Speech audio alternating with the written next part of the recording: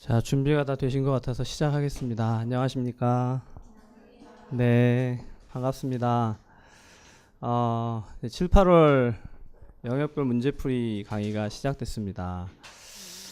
아, 작년 7, 8월 강의를 했던 게 엊그제 같아요. 근데 진짜 빠르게 시간이 흘러갑니다. 선생님들께서는 아마 6월까지 같이 우리 수업을 들었던 직강 선생님들은 이제 602호에서 공부를 하다가 이쪽으로 옮겨와서 강의실 자체가 이렇게 바뀌니까 또 좀 새로운 느낌이시지 않을까. 또 뭐 인강을 듣다가 직강으로 나오신 선생님도 계시고, 또 지금부터 처음 이제 공부를 시작하려고 하시는 분들도 계신 것 같아요. 근데 이제 저는 이 장소가 굉장히 익숙합니다. 왜냐하면 작년에도 여기서 똑같이 강의를 했거든요. 동일한 세팅으로 강의를 하고, 제가 느끼기에 선생님들의 전체 구성 내지는 수도 그렇게 차이가 많이 나지 않는 것 같아요. 작년이나 올해나 제가 보니까 저한테 이렇게 많은 분들이 몰려오시진 않는 것 같아요.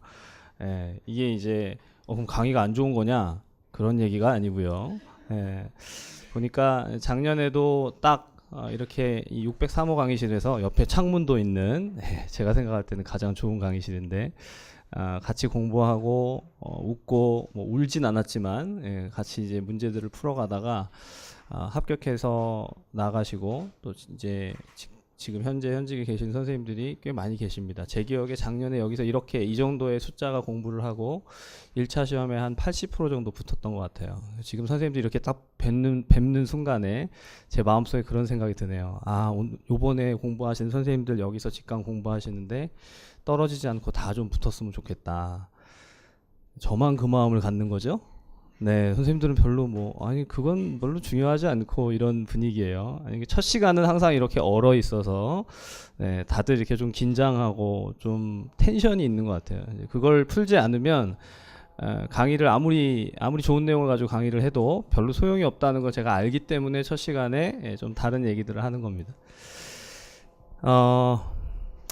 이런 얘기 들어보셨습니까? 머리가 아무리 좋아도 누구를 못 이길까요? 노력하는 사람을 못 이깁니다. 아무리 뭐 좋은 학교를 나오고 아무리 자기가 좀 똑똑하고 대단한 것 같아도 정말 열심히 노력하는 사람을 따라갈 수 없어요. 그런데 아무리 열심히 노력을 해도 못 따라가는 사람이 있습니다. 누굴까요? 즐겁게 하는 사람, 기쁘게 하는 사람. 그래서 제가 직강의 선생님들께 6월까지 계속해서 공부를 하시되 괴롭게 하지 말고 즐겁게 기쁘게 하셨으면 좋겠다라는 얘기를 계속 해왔습니다. 그런데 그렇게 기쁘든가요? 네, 오늘 다들 대답을 안 하시길로 작정을 하신 것 같아요. 이게 이 케미가 맞아야 강의가 잘 되거든요. 그렇죠? 네. 이제 왜 이런 얘기를 하냐면 이 임용 시험은 그 시험을 준비하는 것 자체가 굉장히 괴롭습니다. 힘들어요. 선생님들 지금까지 오셨던 것도 그렇고 이제까지 했던 게 힘들었다고 하면 사실 앞으로는 더 힘들어요. 미리 말씀드리면. 그런데 그걸 힘들게 하면 정말 괴롭고 힘들지만 말씀드린 대로 즐겁게 기쁘게 하면 누구도 이길 수가 없습니다. 그 사람을 이길 수 없어요. 가장 즐겁게 기쁘게 하는 사람이 결국은 승자가 되지 않나 생각을 해봅니다. 그게 공부하는 것만 그런 게 아니라 저 인생을 사는 것도 그렇죠. 제가 사실 병이 많아요. 아시는 선생님들도 있지만, 그래서 뭐 수업 시간에 교보제가 되잖아요. 정신과 질환을 제외해 놓고는 하려고 그랬더니 보니까 질병이 많다는 건 일종의 신체화더라고요. 머리부터 발끝까지 온갖 질환들이 막 있는 거죠. 근데 이제 천식은 그냥 나름대로 또 조절이 되고 잘 사는 것 같은데, 그 한 2주 전에 강의할 때부터 사실 제가 다 표현은 안 했지만 눈을 딱 감으면 얼굴에 경련이 있어요. 눈을 뜨면 괜찮아요. 그래서 눈 뜨고 자야 되겠다 뭐 이런. 눈을 뜨면 괜찮은데 눈을 감으면 경련이 일어납니다. 보니까 이게 반측으로 오면 뭐라고 그러죠? 이 반측 신경, 안면 신경 마비와 비슷한 것 같아요. 아니 오늘 처음 강의 들어왔는데 강사가 부실하네. 이렇게 생각하지 마시고 제가 상태를 말씀드리는 겁니다. 굉장히 불편해요. 지금도 이렇게 선생님들 보시기에는 웃는 표정인 것 같지만 저는 좀 노력을 하고 있습니다. 웃으려고. 왜냐하면 표정이 좀 자연스럽지 않은 것 같아서. 또 저를 이렇게 너무 뚫어져라 보지 마십시오. 이제까지 안 그러시다가. 말씀을 드리는 이유는 이제 사람이 그렇게 다 상태가 안 좋을 수 있고요. 여러 가지 문제들이 있을 수 있는데 그것을 대하는 방식에 따라서 굉장히 다른 접근을 할 수 있는 것 같습니다. 뭐 얼굴은 좀 불편하긴 하지만 그렇다고 힘들거나 괴롭거나 뭐 강의하는 게 싫거나 그렇지 않아요. 전 너무 기쁘게 왔어요. 오늘 선생님들 뵐 생각에 잠을 못 이뤘다라고 하면 거짓말이고 잠을 자야 강의를 하니까 근데 굉장히 좀 이제 들뜬 마음으로 왔습니다. 아마 선생님들도 그렇지 않으실까. 매주가 그럴 겁니다. 오늘은 어떤 문제로 나를 괴롭게 할 것인가, 오늘은 내가 얼마나 맞출 수 있을 것인가, 이런 생각들을 하실 텐데 미리 강조해 드렸지만 문제는 매주마다 내가 모르는 게 나오고 혹 내가 아는 개념인데도 틀리면 굉장히 그것은 기쁜 일이 아닌가 생각합니다. 그래야 보충을 할 수 있죠. 그래야 내가 이 문제를 다시 틀리지 않을 것이다, 이런 생각을 합니다. 그래서 사실은요, 임용 강의에서 7, 8월, 9, 10월, 11월까지 이렇게 있으면 과거에는 7, 8월에는 문제를 이런 식으로 풀지 않았어요.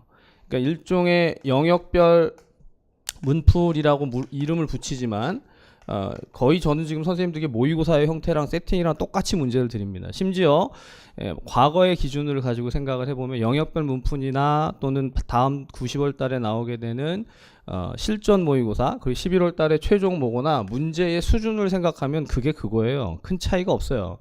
왜 이렇게 다 뒤섞어 놓냐면 과거에는 영역별 문풀을 가지고 굉장히 기본적인 세팅으로 공부를 하고 다시 이제 학습하고 준비하고 그렇게 갔는데 별로 의미 없다는 걸 제가 느꼈습니다. 그렇게 하나 이렇게 하나 결국 문제를 최종적인 실전 문제를 못 풀면 소용이 없더라. 그래서 7, 8월부터는 이전까지의 공부했던 것들을 다시 반복하고 학습하면서 실전적인 대응을 해보는 연습을 하는 겁니다.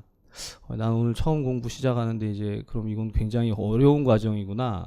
그렇게 생각하실 수도 있지만 분명한 건 이제까지 했던 것들을 다시 한번 이제 반복하면서 확인하고 그리고 내가 모르고 아는 것들을 체크해가는 그런 시간이다. 그래서 매주마다 시험 세팅과 똑같이 처음에는 2시간, 우리 7, 8월 달에는 매주 9시 30분부터 11시 반까지가 보통 시험 풀이가 될 텐데 이렇게 2시간 정도 시간을 드리고 9월에서 10월까지 가게 되면 9, 10월은 시험 세팅과 똑같이 2교시도 90분, 3교시도 90분이에요. 그래서 과거에는 2교시, 3교시를 90분씩 시험을 치면 선생님들이 꼭 이런 분들이 계세요. 나는 짧은 시간 안에 시험을 풀었으니까 빨리 그 다음 교시 문제를 달라. 이렇게 이 정도로 막 적극적으로 해가시는 분들도 계셨습니다. 근데 이제 시간이 남고 모자라는 건 사람마다 굉장히 다르기 때문에 시험 세팅 자체를 바꾸진 않고 그런 식으로 조금씩 실전에 맞추어서 가고 11월 달에 가면 급기야 이제 뭐까지 하죠? 교육학도 보고 교육학 시험을 보고 그리고 나서 전공 시험을 보는 세팅으로 그렇게 아주 똑같이 갑니다. 그걸 이제 사전에 한번 해볼 수 있도록 7월 19일 날 다음 주죠. 7월 19일 날 공개 모의고사는 교육학 시험 그리고 전공 시험을 나누어서 가는 방식으로 먼저 한번 해보는 거예요. 나중에 11월 달에 가서 그 세팅으로 계속 연습을 할 것이고요. 근데 이제 시험의 세팅이 중요한 게 아니라 뭐가 중요할까요? 오늘 대답 다 안 하시기로 하셨기 때문에 감안하고 제가 셀프 토킹 하겠습니다. 이 세팅이 중요한 게 아니라 그 영역이 어떤 영역이 지금 오늘 시험 문제에 출제가 된 거고 나는 그 영역에 대해서 얼마나 자신감이 있는가, 얼마나 좀 정리가 되어 있는가, 아니면 전혀 모르는가, 이제 이걸 확인해 가는 게 제일 중요한 쟁점이다라고 할 수 있습니다. 그래서 그걸 7, 8월 동안 매주 해가는데 매주 범위가 같습니까? 다릅니까? 네, 다릅니다. 대답도 해주시고, 네, 다릅니다. 범위가 다 달라요. 한 주도 같은 주가 없기 때문에 선생님들이 이번 주에 시험을 보시고, 이번 주에 지금 오늘 보시고, 많이들 지치셔서 지금 대답들을 안 하시는 거죠? 네, 알겠습니다. 네, 좀 기지개도 피시고, 네, 좀 편안하게 들으시면 좋겠습니다. 다들 이렇게 경직된 모습으로, 네, 그러시지 않으셔도 됩니다. 우리 이게 또 줄 맞춰서 앉으신 것 같아요, 거의.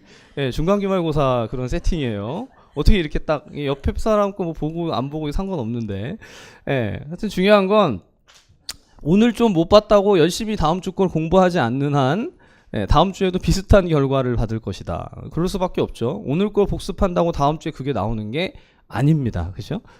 그래서 이후에 8주간이 계속 비슷하게 흘러갈 것이다라는 것을 이미 예측할 수 있고 그런 상태에서 내가 알고 모르는 것, 뭘 알고 뭘 모르는지를 잘 확인해가는 과정이 영역별 문풀에서는 가장 중요한 과정이다 하겠습니다. 이런 얘기는 사실 사족이고 별로 필요 없는 것 같지만 의외로 선생님들이 문풀에 처음 시작할 때 이 멘탈이 붕괴되는 경우가 많더라고요. 도대체 뭘 하는 건지 잘 모르겠다. 문제가 이런 식으로 진짜 나오냐. 6월까지 지난주까지는 그래도 좀 아주 부드럽게 소프트하게 온 것 같은데 갑자기 뭔가 망치로 맞은 느낌이다. 그러시죠? 아닌가요? 예상했다 뭐 이런가요? 이미 사전에 정보를 입수해서 이 정도일 줄 알았다. 왜 문제가 한 페이지 전체에 나오지 않냐 뭐 이런 생각이신가요? 네, 그냥 하겠습니다. 네, 분위기가 안 좋아서. 자, 하여튼 이제 그렇게 진행이 돼요. 그래서 순서는 지역, 정신, 성인, 여성, 아동으로 갑니다. 이제 뭐 특별한 것은 없지만 혹 이제 선생님들 저를 처음 만나시는 분들도 있지만 뭐 작년에 수업을 듣고 다시 오신 경우도 있기 때문에 간략하게 좀 말씀을 드리면 7, 8월 달에 제가 가지는 이 강의 안에서 가지는 학습 목표 내지는 강의의 목표는 똑같습니다. 작년과 다르지 않아요. 다만 작년에 나왔던 문제들과 똑같은 문제가 나오느냐 일부는 겹칠 수 있습니다. 하지만 약간씩 진화하죠. 문제가 조금씩 변형이 되거나 조금 다른 포인트를 문제로 내거나 그런 경우들이 있어요. 선생님들도 아시겠지만 문제가 동일하다고 해도 답을 쓰는 내 관점이나 내 정리된 정도가 다르면 분명히 다르게 문제를 읽으실 수 있을 것이고 제가 해설하는 것도 약간 뭐 작년과는 또 다른 측면에서 강조를 할 수도 있을 겁니다. 하지만 분명한 건 전체적인 틀이 바뀌는 것은 아니고 그리고 그 안에서 문제들은 대략 한 30-40% 이상씩은 대부분 다 리뉴얼이 되고 어떤 변형되거나 추가되거나 그런 경우들이 많습니다. 그래서 선생님들 참고하시고 간혹 이제 이런 경우가 있더라고요. 공부하려는 욕심이 있으셔서 그러겠지만 작년 재작년 모의고사 문제를 다 이렇게 복사해서 세팅해서 가지고 계신 이제 그런 놀라운 분들이 계시더라고요. 근데 그거 다 가지고 뭐 하실지 모르겠지만 문제는 자기가 풀지 않으면 아무 소용이 없습니다. 근데 문제를 풀었죠. 문제를 만약에 매주마다 시간을 내서 그러니까 자기가 시간을 투자해서 문제를 풀고 OX를 판정하고 그 다음 해설을 듣고 나면 그게 이제 내 거가 되면 되는 거죠. 그래서 다시 시험 문제 출제가 된다면 올해 시험에 출제가 된다면 그것을 잘 처리하고 해결할 수 있으면 그게 이제 목표 달성이 아닌가 이렇게 생각을 합니다. 너무 긴장들 하지 마시고 편안한 마음으로 공부했으면 좋겠다는 생각을 말씀드리고 본격적으로 좀 진행을 하도록 하겠습니다. 다들 아마 오전에 시험 보시고 그리고 이제 점심시간이 다 됐기 때문에 많이 지치셨을 거라 생각해서 기본적인 개관만 좀 짧게 하고 그리고 점심시간을 바로 갖겠습니다. 그리고 오늘은 아마 직강에서는 A형을 제출하셨을 텐데 다음 주는 B형을 제출하시고 그 다음 주는 A형을 제출하시고 이렇게 격주로 A형, B형을 번갈아 가면서 제출을 하시되 사실은 A형, B형을 다 제출한다는 마음을 가지고 문제를 푸셔야 돼요. 나는 안 낼 거야 하고 문제를 푸셔도 뭐 상관은 없지만 이제 자세가 좀 달라질 수 있습니다. 더 이렇게 정말 답안이 제출돼야 된다라고 생각하시고 그렇게 좀 하셨으면 좋겠고 9, 10월 달에 가면 A형, B형 관계없이 다 제출하고 이제 그걸 가지고 뭘 하냐면 점수를 내죠. 그래서 평균, 뭐 편차 이런 것들까지 다 산출을 할 것이니까 그렇게 생각하시고 공부하시면 좋겠습니다. 자, 화이팅. 그러면 첫 번째 페이지부터 좀 보도록 하겠습니다. 자, 지금 이 강의가 기본 이론, 기출 분석, 심화 이론을 지나서 영역별 문풀입니다. 이제 모의고사 실전이나 최종 모의고사 바로 직전 단계라고 보시면 되겠고, 이제 지역사회가 2주고요. 자, 지역사회가 2주인데 미리 좀 가이드를 하면 다음 주는 지역사회 2입니다. 그런데 19일 날 시험이 있죠. 지금 우리 직강에 나오시는 선생님들께서는 직강 공개 모의고사 신청하셨는지 모르겠지만 아마 제가 보니까 신청자가 이미 굉장히 많이 찬 것 같은데 혹 아직 안 하셨으면 오실 수 있다면 7월 19일 날 공개 모의고사에 오셔서 교육학이랑 지역정신 세트의 문제를 풀어보시는 게 좋지 않을까. 이날 출제되는 문제는 오늘 지금 우리 공부하고 있는 오늘 13일이죠. 7월 13일과 7월 20일의 지역 문제하고 가급적 겹치지 않습니다. 이제 그렇게 선생님들 학습을 조력하는 차원에서 만든 거기 때문에 그렇게 기억을 하시고 7월 20일 날은 이제 그 이외의 나머지 지역사회 간호학 문제들이 출제된다라고 보시면 되겠고, 그러니까 2회라고 돼 있지만 사실 이 부분도 좀 포함시킨다면 지역에 대한 부분만 가지고는 한 3회 정도를 생각을 하는 거죠. 그리고 7월 27일은 강의가 없습니다. 예, 한 주를 쉬어요.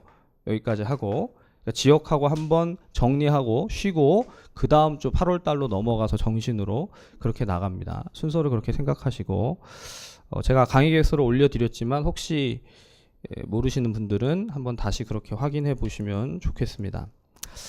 자, 그 다음 뭘 하는 시간인지는 아시겠지만 해당 영역의 문제풀이를 하면 그 영역을 내가 처음 본다라고는 생각하지 않겠고 복습한다고 생각하십시오. 그렇죠? 이전에 공부했던, 이게 강론이 됐든 우리 1월부터 공부했던 맥이 됐든 내가 가지고 있는 어떤 책이 됐든 또는 다른 강사님들한테 수업을 들으셨다면 거기서 들었던 공부했던 내용들의 지역 파트를 내가 복습한다, 다시 반복한다, 이 생각을 꼭 해주셔야 됩니다. 그걸 안 하고 그냥 문제만 풀고 문제 답만 그냥 기억하겠다, 이것도 사실 시간이 많이 걸리지만 그건 선생님들 조금 효율성 내지는 효과가 좀 떨어질 수 있으니까 전체 영역을 본다라고 생각하시고 접근하시면 좋겠습니다. 자, 그 다음 이제 그 옆에 보면 지역사회 간호 강론의 구조화라고 돼 있는데 5, 6월 달에 심화 강의를 하면서 다 했던 거예요.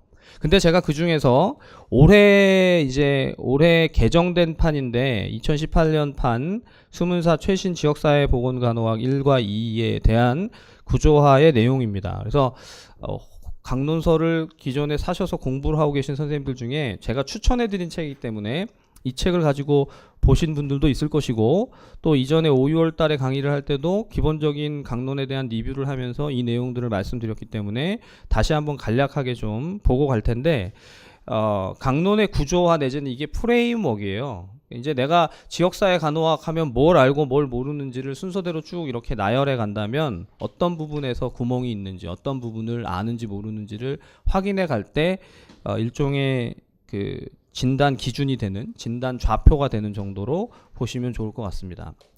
자, 그래서 간략하게 첫 번째 페이지 한번 보시면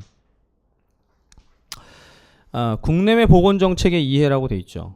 자, 선생님들 국내외 보건정책의 이해라는 파트가 강론서 안에 들어오기 시작한 게 그렇게 오래되지 않았습니다. 이런 파트로 구분하지 않고 사실 지역사회 간호 개요, 지역사회 간호 이론, 그리고 지역사회 간호 과정, 이렇게 이제 진행이 되던 것들이 명칭 자체를 국내의 보건정책의 이해라고 하면서 보건정책이라든가 지역사회의 상위 개념인 국가보건의료 체계. 자, 거기 첫 번째 페이지에 4절에 보면 보건의료 체계가 있죠.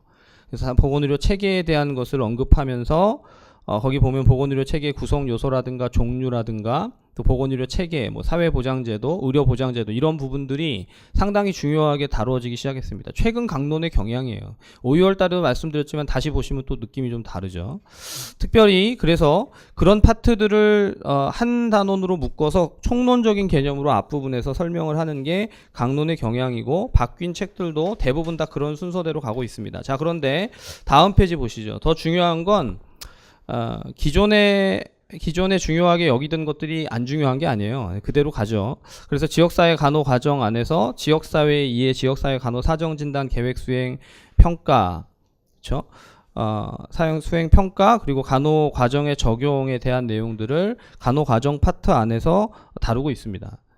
그러니까 이제 첫 번째 챕터하고 두 번째 챕터의 구성을 보면 이게 그냥 지역사회 간호에 대한 개관 정도가 되는구나. 근데 뭐가 빠져 있습니까? 어떤 부분이 없죠? 선생님 오늘 시험에서 많이 보셨을 텐데 지역사회 간호 이론에 대한 내용이 없죠. 다음 페이지를 먼저 봅니다. 다음 페이지 보시면 제2부의 제목이 보건사업 기획 및 자원 활용이에요. 5, 6월 달에도 설명을 드렸던 부분이지만 강조하는 게, 이제 지역사회 간호 이론을 지역사회 간호 총론적 개념에서 보지 않고 보건사업 기획이라는 관점에서 거기다 지역사회 간호 이론을 집어넣고 설명하는 강론서들이 꽤 있습니다. 그래서 지역사회 간호 이론 안에 들어가는 게 뭐죠? 체계 이론, 그리고 교환 이론, 기획 이론, 또 건강관리 체계 이론, 오렘의 자가간호 이론, 노이의 적응 이론 등과 같은 지역사회 간호 이론들이 등장하기 시작했고, 이것들은 이전부터 계속 시험 문제에 출제되어 왔습니다. 오늘 제가 문제로 낸 건 혹시 어떤 이론이었는지 기억을 하시죠? 네. 그런데 거기 기획 이론이라고 되어 있는 파트 있죠? 기획. 기획에 대한 얘기가 상당히 최근 강론에서 강조되면서 거기 2절에 보면 보건사업 기획, 보건사업 기획에 보건사업 지역사회 보건사업 기획의 이해, 기획의 모형, 기획 과정 등을 얘기하고 거기에 이제 그 기획을 하는 데 있어서 필요한 이론적 접근들을 굉장히 많이 등장시키고 있습니다. 그래서 제가 오늘 시험 문제에도 그런 부분들을 냈고 최근의 기출 문제들도 보면 그런 이제 기획과 관련된 이론적 접근들을 관심을 가지고 설명하고 있습니다. 그러니까 이제 과거에 기획 이론이 있었어요. 없었던 게 아니에요. 그런데 기획 이론을 보건사업 기획이라는 맥락 하에서 상당히 중요하게 포지셔닝하고 위치시키고 그걸 가지고 문제를 만들었다는 게 중요합니다.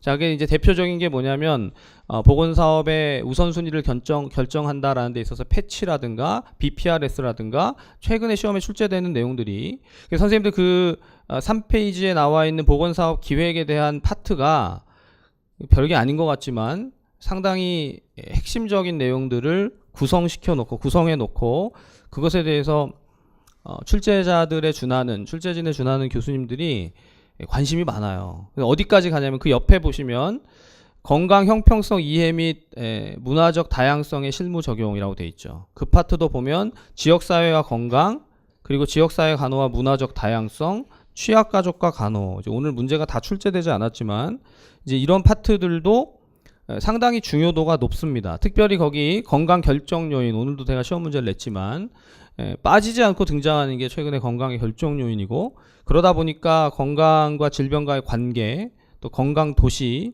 이런 내용들이 상당히 중요도가 높아지고 있습니다. 더 우리가 좀 잘 살펴봐야 될 필요가 있어요. 이게 이제까지 강의를 잘 들어오셨다면 제가 지금 말하는 게 그렇게 어색하지 않으실 겁니다. 하지만 혹시 지금 처음 들으셔도 선생님들 이게 어디서 갑자기 나온 게 아니라 이제까지 트렌드와 맥락 속에 있었던 겁니다. 근데 그걸 발견하고 그 부분을 중요하게 여기고 공부하느냐 안 하느냐에 이제 취사 선택이 있었던 것이죠. 자, 그래서 그 밑에 자원 활용에 가면 지역사회 간호 수단, 뭐 사례 관리 이런 내용들이 상당히 부각되고 있었고, 제가 오늘 다 문제로 다루지 않았지만 이런 부분들은 1월달, 1, 2월달 강의에서부터도 중요하게 좀 언급하고 다뤄왔던 겁니다. 자, 그런데 이렇게 지역사회에 대한 것을 얘기하는 데 있어서 가장 골격이 될 수, 본질이 될 수 있는, 그러니까 지역사회 간호가 아무리 지역사회에 대한 것을 중요하게 여긴다고 하지만 지역사회에 뭘 중요하게 여기는 거죠? 건강이죠, 건강. 지금도 건강 결정 요인에 건강 얘기를 했잖아요. 그럼 건강에 반대되는 개념은 뭐예요?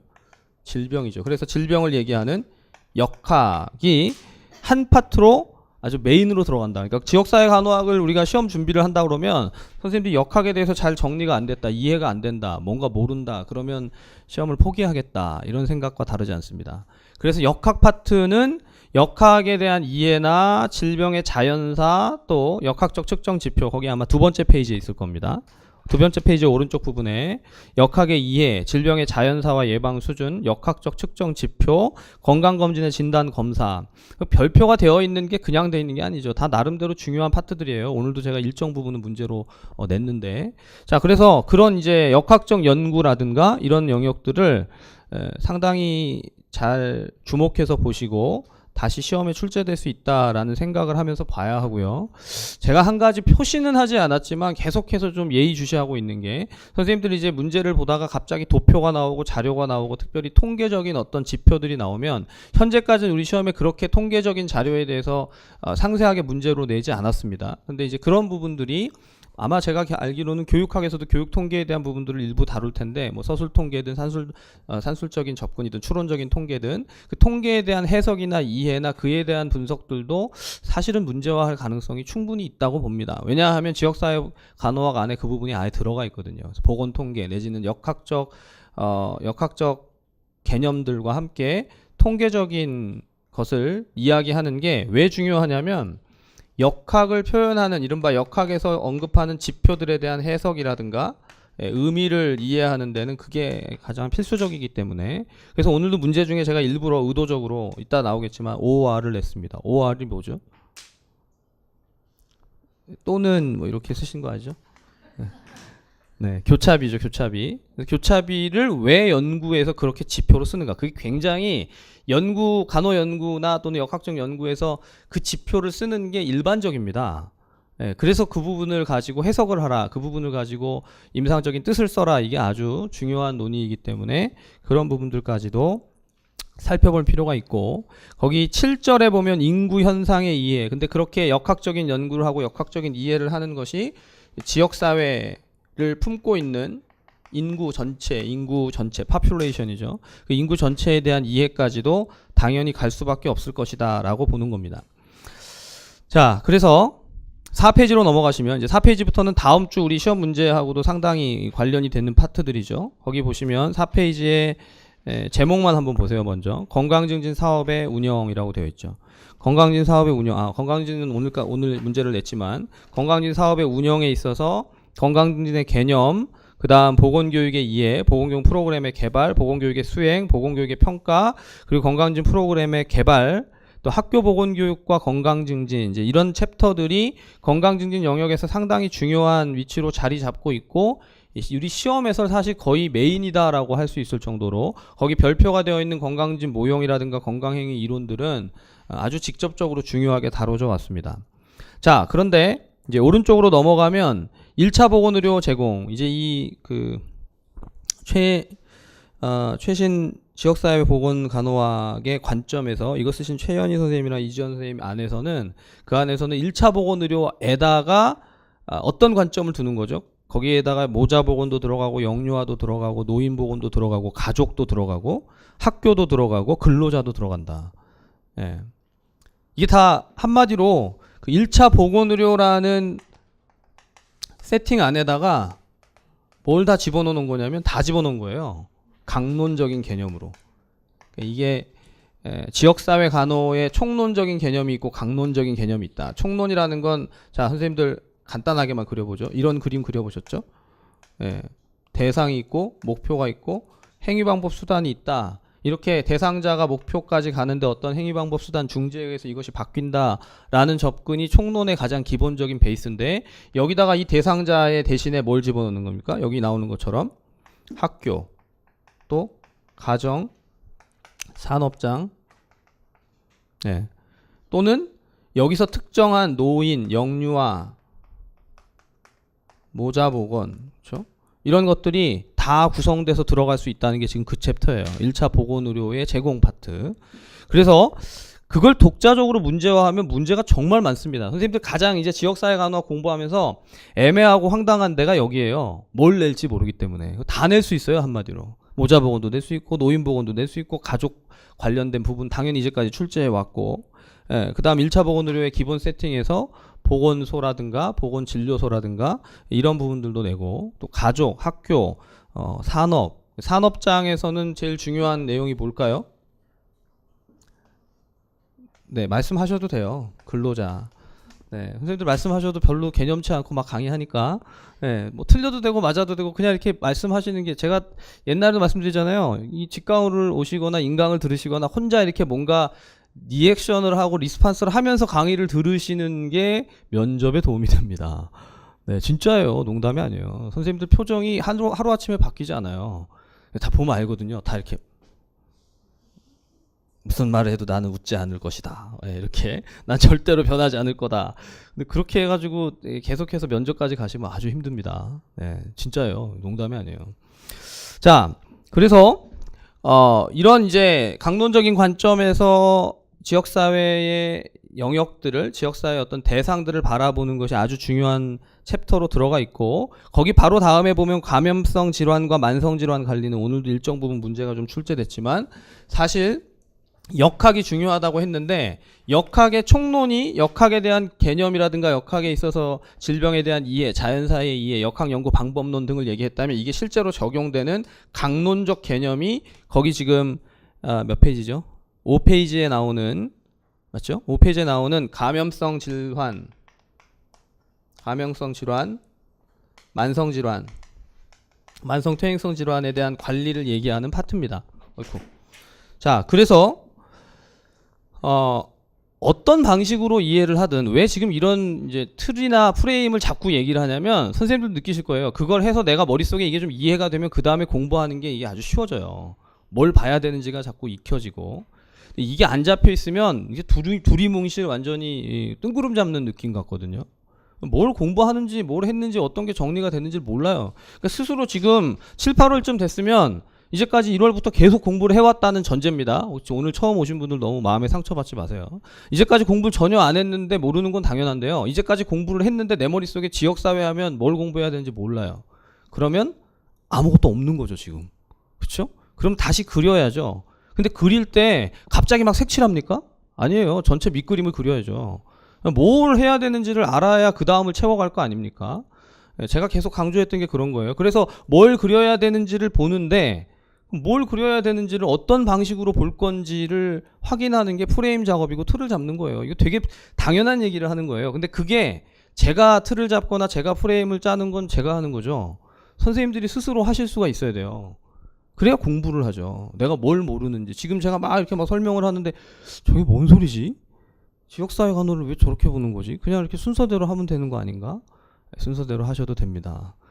근데 왜 이렇게 틀을 자꾸 잡고 뭔가 트렌드 내지는 서술되는 흐름들을 자꾸 얘기하는가를 생각해 보시면 그게 결국 이 내용 전체를 익히기 위한 가장 빠른 길이다라고 생각하시면 스스로 그런 작업들을 자꾸 해보시게 될 겁니다. 자, 그래서 감염성 질환에 대한 관리까지를 강론적인 관점에서 봤다. 그럼 사실 지역사회 간호가 끝이에요. 그런데 뭐가 하나 애드돼 있죠. 이런 전체를 다 포괄해서 이 바깥에 있는 환경과 안전에 대한 것. 최근에 등장한 이슈가 뭐예요? 안전이죠, 안전. 안전 가지고 문제를 아마 또 낼 거라고 기대하고 있습니다. 어떤 문제를 낼 건지는 저도 많이 이제 고민하고 있는데 강론서에서 등장하는 것은 안전과 재난에 대한 연결들이 상당히 아주 디테일하게 등장하고 있어요. 그래서 재난관리나 안전에 대해서 이제 분명히 이전에도 그런 문제들이 출제가 됐지만 재난과 안전 파트에 있어서 재난의 뭐 유형이 분류된다거나 재난에 있어서 어떤 대처를 해야 된다거나 또는 제가 생각할 땐 출제자들이 이제 출제자들도 단순하신 분들이 아니기 때문에 재난을 지역사회 간호랑 엮으면 재난을 어떻게 설명할 것인가 어떻게 해석할 것인가 해석한다 설명한다 하면 뭐가 중요하죠? 이론이 중요하죠. 모형이 중요합니다. 이론과 모형적인 관점에서 그 재난을 어떻게 풀어낼 것인가 안전을 어떻게 풀어낼 것인가 이제 이런 접근들을 할 가능성이 큽니다. 자, 선생님들 혹시라도 지금 오늘 이제 제 강의를 처음 듣고 이렇게 시작하실 때 뭘 외워야 되는지 뭘 외우지 않아도 되는지만 그냥 이렇게 표시해주고 끝나는 강의를 원하셨으면 그럼 아마 강의 듣기 힘드실 거예요. 저는 그렇게 강의를 안 합니다. 왜냐하면 그건 초등학생도 할 수 있어요. 그렇죠? 뭘 외우고 뭘 외우지 않아도 되는지 물론 이제 제가 하다 보면 가지를 치겠죠. 이런 건 더 안 하셔도 됩니다. 할 수 있겠지만 중요한 건 지금처럼 재난이나 안전이나 환경에 대한 걸 얘기할 때 자 환경공원 파트로 들어가면 원래 뭐가 있죠? 아주 기본적인 우리가 학교 때 대학 때 공부했던 거 생각해 보세요. 환경에 뭐가 있어요? 대기가 있고 물 수질이 있고 뭐 토양이 있고 그쵸? 쓰레기 폐기물 등이 있고 또 뭐가 있을까요? 뭐 식중독 이런 문제들이 있죠. 굉장히 다양한 문제들이 있어요. 이 파트에서 시험 문제 출제됐습니까? 안 됐습니까? 됐죠. 자, 이게 시험 문제 출제됐다고 해서 이게 지역사회 간호학의 메인입니까? 그렇게 생각하시는 분은 공부하기 힘들어요. 출제됐으니까 메인이 아니에요. 선생님들 기출문제 해설하면서 분석하면서 제가 설명 많이 드렸지만 출제된 게 다 중요한 문제는 아닙니다. 그 영역을 공부할 때 메인이 뭐고 중요한 코어가 뭔지를 잘 파악하되 이제 우리가 빠지는 함정과 오류는 뭐냐면 이 과목을 내가 정리를 일단 해야 공부를 할 거 아니에요. 근데 이 과목에서 중요한 게 뭔지 모르겠는데 출제됐으니까 중요하겠지라고 생각하고 거기에다가 틀을 두다 보니까 이제 막 어지러워지고 복잡해지는 거예요. 그렇다고 기출문제를 무시하시라는 게 아니라 기출문제를 잘 봐야 하지만 기출문제로 출제됐던 영역이 가장 핵심이고 센터였기 때문에 출제된 게 맞습니까? 아닙니까? 아니라는 사실이에요. 아니라는 사실이에요. 안 중요해요. 왜 냈을까요, 그러면? 왜 내죠? 네, 배고프다. 이런 답이죠, 지금. 왜 내냐면, 변별력을 갖기 위해서 됩니다. 이런 것도 맞추는 사람들이 있다면 그걸 거기서 득점을 하겠지. 자, 그런데 물론 출제한 내용들이 그러면 그 영역에서 아주 상관없고 관심 없고 필요 없는 내용들을 낸 거냐? 그건 아니에요.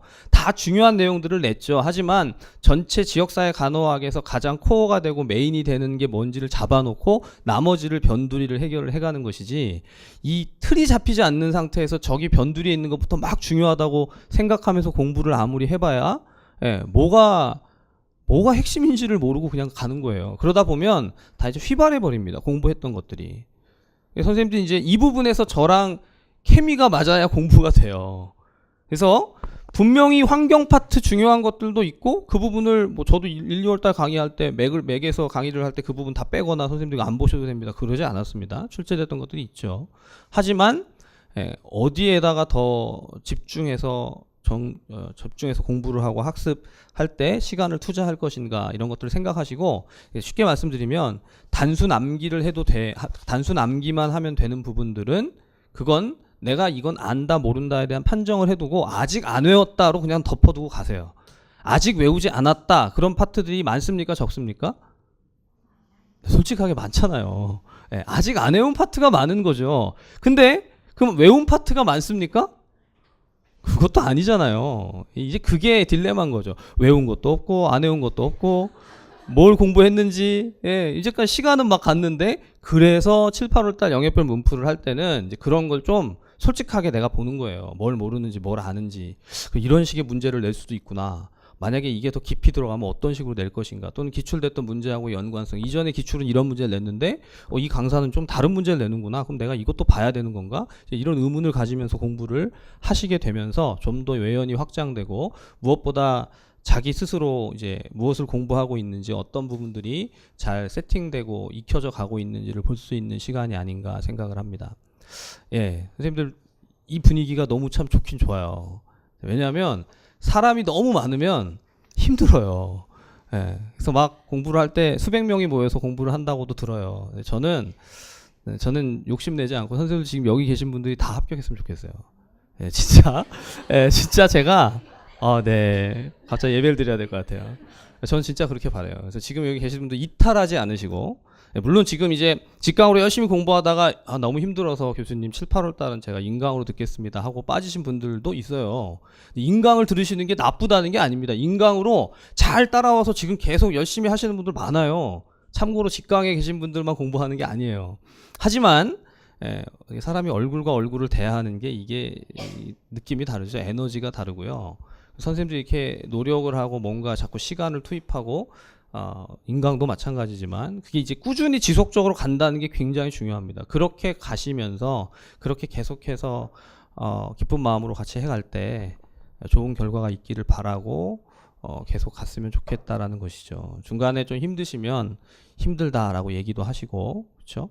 어떤 부분이 힘든지, 뭘 좀 더 보완해야 되겠는지, 수시로 사실 직강에 있을 때 저한테 뭐 상담을 요청하시거나 말씀하신다고 제가 저는 뭐 바빠서 못합니다, 뭐 저는 뭐 힘들어서 못합니다, 그런 얘기 하는 일은 없습니다.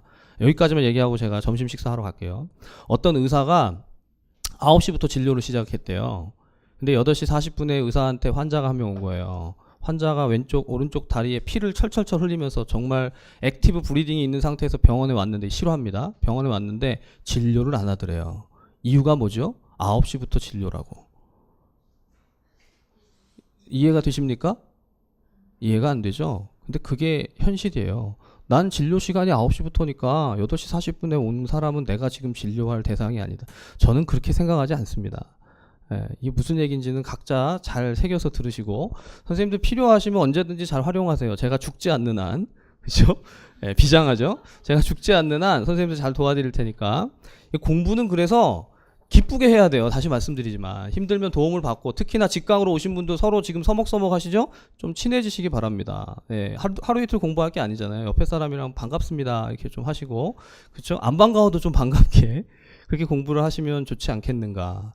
그래서 이제까지 6월 마지막 주, 7월 첫째 주까지 직강의 분위기는 정말로 가족적이고 아름다운 분위기였습니다. 선생님들이 다 이렇게 서로 그 분위기에 일조하셨기 때문에 참 저희 오면 기뻤어요. 서로 이렇게 아끼는 모습들이 서로 이렇게 섬겨주고 서로 먹을 거 사오시라는 얘기가 아니에요. 예, 서로 먹을 거 사오고 뭐 커피 내려주고 우리 조교 선생님들이 많이 수고하셨지만 그게요 누가 시켜서 하는 게 아닙니다. 참고로 제가 제 선생님들 반드시 커피를 언제 몇 시까지 내리시고요 뭐 사오시고요 과자 사오시고 그런 얘기 한 적 없어요. 예, 선생님들이 그렇게 자발적으로 섬기시고 또 그렇게 또 섬김을 받다 보면 같이 또 이제 그 속에서 공부하는데 그럼 내가 뭘 도울 수 있을까 이렇게 하시면서 직강에 오면 다시 말씀드리지만 즐거워야 됩니다. 와서 좀 쉬세요. 와서 쉬고 아무리 쉬라고 해도 시험 보는 건 힘들잖아요. 그렇죠? 안 그래도 힘든데 다른 것으로 이렇게 힘들어하고 괴로워하시지 말고 와서 좀 편하게 이곳에서 좀 쉬시다가 돌아가는 순간부터 이제 심기일전에서 뭐 하는 거죠? 공부를 하셔야 돼요. 집에 가면서부터 그렇죠? 집에 가는 순간부터. 왜냐하면 개인 공부를 안 하면 합격할 수 없습니다. 제가 이거 그렇게 강조 안 했는데 선생님들 공부 안 하시면 아무리 제가 좋은 강의를 해드려도 소용없습니다. 강의 많이 듣는 거 필요 없어요. 자기가 공부를 해야지. 자기 공부하는 시간을 최대한 확보하시고 최대한 늘리십시오. 공부 시간이 적다면 이제부터는 정말 이를 악물고 시간을 확보하세요. 뭐 자는 시간을 줄이라고 하진 않습니다. 자는 시간 줄이면 안면신경 마비 옵니다. 그런 거 하지 마시고 시간은 철저하게 푹 쉬시고 잘 드시고 그렇죠? 되게 기본적인 건데 이런 걸 안 하시는 분들이 있어요. 먹고 자는 건 기본이에요. 그렇게 하고 그리고 나서 공부 시간을 최대한 확보하면서 평안하게 좀 즐겁게 이후 시간들을 공부할 수 있었으면 좋겠습니다. 점심 맛있게 드시고 1시 반부터 문제풀이 시작하도록 하겠습니다. 수고하셨습니다.